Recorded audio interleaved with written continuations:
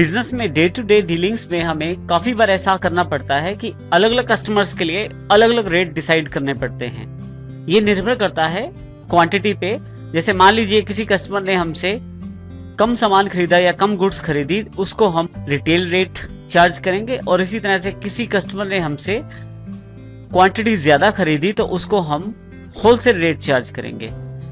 ऐसी ऑप्शंस को इंप्लीमेंट करने के लिए हमारे पास टैली में प्राइस लिस्ट अवेलेबल है। प्राइस लिस्ट हम डिफरेंट कस्टमर्स के लिए अप्लाई कर सकते हैं, जिसमें हम अलग अलग रेट्स को पहले से ही फिक्स कर सकते हैं और अकॉर्डिंग टू कस्टमर हम उस रेट को उस कस्टमर से चार्ज कर सकते हैं।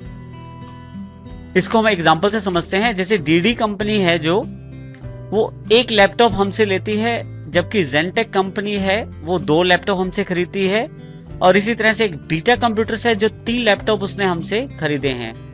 अब हम चाहते हैं कि अकॉर्डिंग टू द रेट इनको चार्ज किया जाए। ऐसी ट्रांजैक्शंस करने के लिए हम प्राइस लिस्ट का प्रयोग करते हैं, जिसमें अलग अलग कस्टमर्स के लिए अलग अलग रेट हमें डिसाइड करना है, तो वो एंट्री के वक्त ही हम डिसाइड कर सकते हैं। इसके लिए हम प्राइस लिस्ट का प्रयोग करेंगे। हमारे पास गेटवे ऑफ टैली की स्क्रीन उपलब्ध है। यहां से जो बटन टूल बार है इसमें हम फीचर्स को चुनेंगे। इसके लिए शॉर्टकट की का प्रयोग कर सकते हैं F11। फीचर में हमारे पास यहाँ पे इन्वेंट्री फीचर्स, कंपनी फीचर्स के अंतर्गत accounting features, inventory features, statutory और टैक्सेशन फीचर्स अवेलेबल है। इसमें मैं इन्वेंट्री फीचर को सिलेक्ट कर लेता हूं। तो यहाँ देखें ऊपर कंपनी का नाम अवेलेबल है और नीचे हमारे पास इन्वेंट्री फीचर्स की एक लिस्ट अवेलेबल है, जिसमें काफी सारे हेड बने हुए हैं।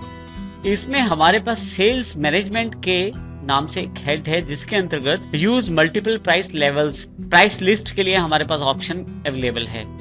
मैं इसे यस कर देता हूं और इसे सेव कर लेता हूं। जैसे ही एंटर करता हूं मेरे पास कंपनी प्राइस लेवल्स अवेलेबल हो जाएंगे। यहाँ पे मैं 3 प्राइस लिस्ट बनाना चाहता हूं, एक रिटेल के लिए, एक होलसेल के लिए, एक डिस्ट्रीब्यूटर के लिए। कंप्लीट प्राइस लेवल बनाने के लिए मैं यहाँ पहले नाम देता हूं, रिटेल नाम देके एंटर प्रेस करता हूं, दूसरा होलसेल और तीसरा डिस्ट्रीब्यूटर के नाम से कंपनी प्राइस लेवल्स के नाम दे देता हूं। उसके पश्चात जैसे ही एंटर करता हूं यहाँ पे मैं एक्सेप्ट कर लेता हूं चेंजेस को, और यहां से मैं फिर से गेटवे ऑफ टैली पे वापस आ जाता हूं। अब हमें यहाँ से प्राइस लिस्ट डिफाइन करनी है। इसके लिए गेटवे ऑफ टैली के अंतर्गत हम इन्वेंट्री इन्फो को चुनेंगे। इन्वेंट्री इन्फो के अंतर्गत यदि आप ध्यान दें तो प्राइस लिस्ट का ऑप्शन अवेलेबल हो गया है। यहां हम प्राइस लिस्ट डिफाइन करने के लिए प्राइस लिस्ट को सिलेक्ट करेंगे। हमारे पास यहाँ प्राइस लिस्ट किस आइटम पे या किस ग्रुप पे एप्लीकेबल करनी है उसकी लिस्ट अवेलेबल हो गई है लिस्ट ऑफ ग्रुप्स के अंतर्गत। मैं चाहता हूं कि जो मेरी प्राइस लिस्ट है वो लैपटॉप्स पे अवेलेबल रहें। मैं लैपटॉप सेलेक्ट करके एंटर कर देता हूं। जैसे ही एंटर करता हूं मेरे पास यहाँ प्राइस लेवल्स जो मैंने बनाए थे वो तीनों अवेलेबल हो गए हैं। यहां से मैं प्राइस लेवल्स में रिटेल सेलेक्ट कर लेता हूं। कब से मेरी ये प्राइस लिस्ट लागू हो तो वो डेट मैं यहाँ दे सकता हूं, 1 जून 2010 से मेरी प्राइस लिस्ट एप्लीकेबल हो जाएगी। और इसी तरह से जब मैं एंटर करता हूं तो यहाँ मुझे क्वांटिटी देनी है। लेस देन क्वांटिटी के अंदर मैं यहाँ 2 लिख देता हूं, यानी कि अगर 2 से कम लैपटॉप बिकते हैं तो क्या रेट रहेगा। यहाँ यदि आप ध्यान दें तो हमारे पास राइट हैंड साइड में कॉस्ट प्राइस दिया गया है, और इस कॉस्ट प्राइस के आधार पे मैं अपना रेट सेट कर सकता हूं। जो कॉस्ट प्राइस एचपी पवेलियन का 19,000 रुपए है, रिटेल में मैं उसे 24,000 रुपए का बेचना चाहता हूं। और यहां पे यदि आप कोई डिस्काउंट देना चाहते हैं तो वो भी आप दे सकते हैं। मैं अभी इसे ब्लैंक छोड़ देता हूं, फिर से एंटर करता हूं। अगर 2 पीस से लेके 5 पीस के बीच में कुछ सेल होती है अगर, तो रेट जो रहेगा वो 23,000 रुपए रहेगा, और 5 पीस से 10 पीस के बीच अगर कोई सेल होती है तो रेट 21,000 रुपए रहेगा। इस प्रकार से मैंने एचपी पवेलियन के लिए प्राइस लिस्ट सेट की है, जिसमें डिस्काउंट मैंने बिल्कुल ब्लैंक कर दिया है, यानी कि खाली छोड़ दिया है। अब मैं यहां से एंटर कर देता हूं और ब्लैंक एंटर करते हुए आगे चला जाता हूं एचपी सीरीज पे। इसी तरह से आप एचपी सीरीज के डिस्काउंट भी भर सकते हैं। मैं इसे ब्लैंक छोड़ के आगे चला जाता हूं G460 पे, इसे भी ब्लैंक छोड़ देता हूं यहां से, और G560 पे मैं आ जाता हूं। यहां पे फिर से मैं बताता हूं कि अगर 2 से कम पीस बिके, यानी कि 1 पीस बिके, तो जो रेट रहेगा वो हमारा रहेगा 23,000 रुपए। लेकिन यहाँ मैं डिस्काउंट प्रोवाइड भी करना चाहता हूँ। यदि मैं बिल में को डिस्काउंट देना चाहता हूँ तो यहाँ पे मैं डिस्काउंट मेंशन कर सकता हूँ। मैं यहाँ 5% डिस्काउंट देना चाहता हूँ तो मैं 5 एंटर कर देता हूँ। इसी तरह से 2 पीस से लेके 5 पीस के बीच में अगर सेल होती है तो रेट जो है वो 22,000 रुपये रहेगा, जिसमें फिर से 6% डिस्काउंट रहेगी, जिसमें यदि डिस्काउंट दी जाती है तो 6% डिस्काउंट दी जा सकती है। फिर से एंटर। यदि 5 पीस से 10 पीस के बीच में कुछ सेल होती है तो रेट जो रहेगा 20,000 रुपये रहेगा, और उस पर मैं फिर से 6% डिस्काउंट देना चाहता हूं।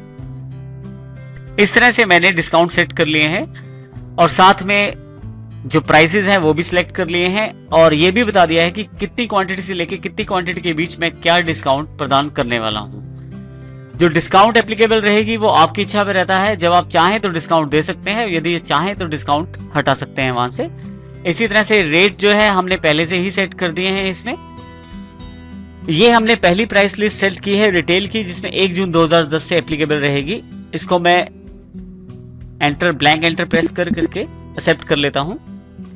इसी तरह से लिस्ट ऑफ ग्रुप्स के अंतर्गत फिर से लैपटॉप दोबारा सिलेक्ट करता हूं और एक और प्राइस लिस्ट बनाना चाहता हूं जो हमारे होलसेलर्स के लिए रहेगी। मैं होलसेल सिलेक्ट करके एंटर कर देता हूं तो मेरे पास यहाँ पे जो रिटेल वाली सारी इंफॉर्मेशन हट गई है और होलसेल के लिए फिर से मेरे पास यहाँ लैपटॉप्स, क्वांटिटीज और रेट अवेलेबल हो गया है।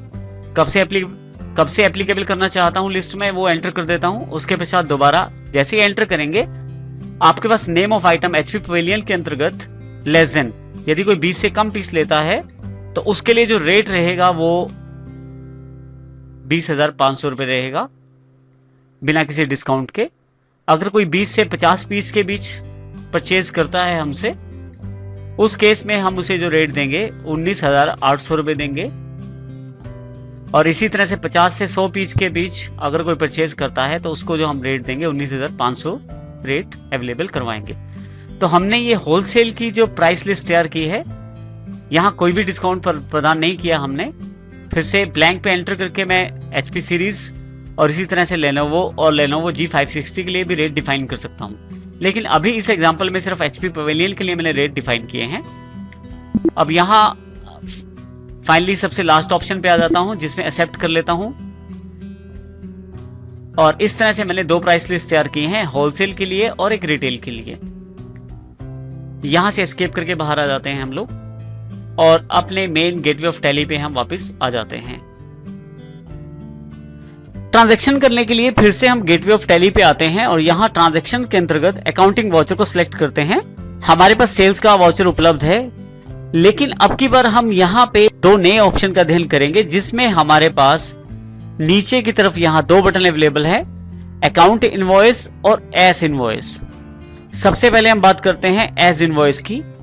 हम अपने वाउचर को एज इनवॉइस भी प्रयोग कर सकते हैं। उसके लिए हम यहाँ पे एज इनवॉइस पे क्लिक कर देंगे तो हमारे पास इनवॉइस प्रोफोर्मा उपलब्ध हो जाएगा, जिसके अंतर्गत हम इनवॉइस से रिलेटेड सभी डिटेल्स देंगे। साथ ही इसमें अगर यदि आप यहाँ ध्यान दें तो नेम ऑफ आइटम यानी कि आइटम्स के लिए अलग से जगह, क्वांटिटी, रेट, अमाउंट अवेलेबल हो गया है। जबकि यदि हम इसको एज वाउचर यूज करें तो यहाँ पे इस प्रकार की डिटेल्स अवेलेबल नहीं रहती। और यदि आप ध्यान दें तो यहाँ कहीं भी प्राइस लिस्ट भी अवेलेबल नहीं है, तो हम इसमें प्राइस लिस्ट का प्रयोग नहीं कर पाएंगे। इसके लिए हम यहाँ से एज इनवॉइस सिलेक्ट कर लेते हैं। इसी तरह से हमारे पास एक ऑप्शन और है यहाँ पे, अकाउंट इनवॉइस या आइटम इनवॉइस। इन दोनों आइटम्स की जानकारी हम यहाँ से लेते हैं। सेल्स इनवॉइस या सेल्स बिल इस डॉक्यूमेंट को कहते हैं जिसमें बेसिक ट्रांजैक्शन के अलावा आइटम का नाम, उसका प्राइस, डिस्काउंट, टैक्स इत्यादि अधिक जानकारी भी दी जाती है। और इसी तरह से सेल्स इनवॉइस आपके पास 2 तरह से अवेलेबल रहता है, अकाउंट इनवॉइस और आइटम इनवॉइस के रूप में। अकाउंट इनवॉइस का प्रयोग प्रोफेशनल्स करते हैं जैसे डॉक्टर, लॉयर्स, कंसल्टेंट्स, जो सर्विसेज के लिए कुछ चार्जअप करते हैं जैसे कंसल्टेंसी चार्जेस, प्रोफेशनल फीस या लीगल फीस। इसी तरह से जब हम गुड्स बेचते या खरीदते हैं तो उस केस में हम आइटम इनवॉइस का प्रयोग करते हैं जिसमें हम सेल ऑफ इन्वेंट्री आइटम्स को दिखाते हैं, इसके सारे ट्रांजैक्शन को रिकॉर्ड करते हैं। तो इस तरह से हम सेल्स इनवॉइस का प्रयोग करते हैं।